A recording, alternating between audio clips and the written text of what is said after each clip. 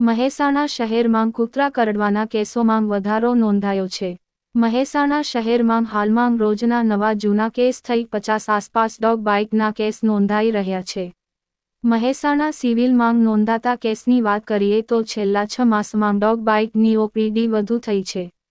છેલ્લા 24 કલાકમાં જ 50ની વધુ ઓપીડી નોંધાઈ હોવાની માહિતી મળી છે અને ડિસેમ્બર મહિનામાં રોજના પહેલી 64 સુધી દર્દીઓની ઓપીડી થઈ છે।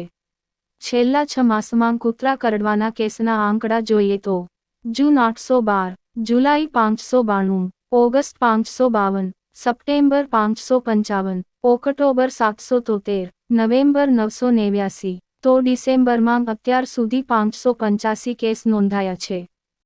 સિવિલ હોસ્પિટલ મહેસાણા ખાતે જૂન મહિનામાં 812 કેસ, જુલાઈ મહિનામાં 592 કેસ, ઓગસ્ટ મહિનામાં 552, સપ્ટેમ્બરમાં 555, ઓક્ટોબરમાં 779 અને અત્યારે ડિસેમ્બર મહિનાની અંદર અત્યાર સુધીમાં લગભગ 555 કેસ એવરેજ છે અને લગભગ દરરોજ નવા જૂના થઈને 60ની આસપાસ કેસ આવતા હોય છે।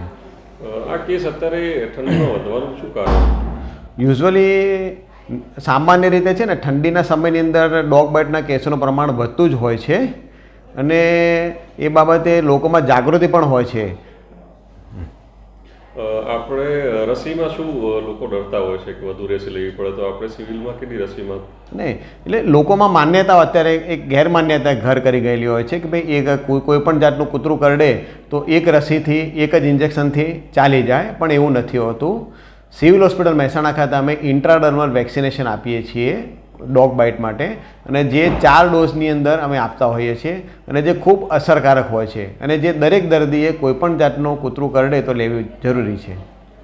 હાલમાં પ્રતિદિન કેટલા કેસો અંદાજિત આવી રહ્યા છે? પ્રતિદિન નવા જૂના થઈને લગભગ 60 કેસ, પણ એવરેજ 1થી માંડીને 30-35 સુધીના હોઈ શકે।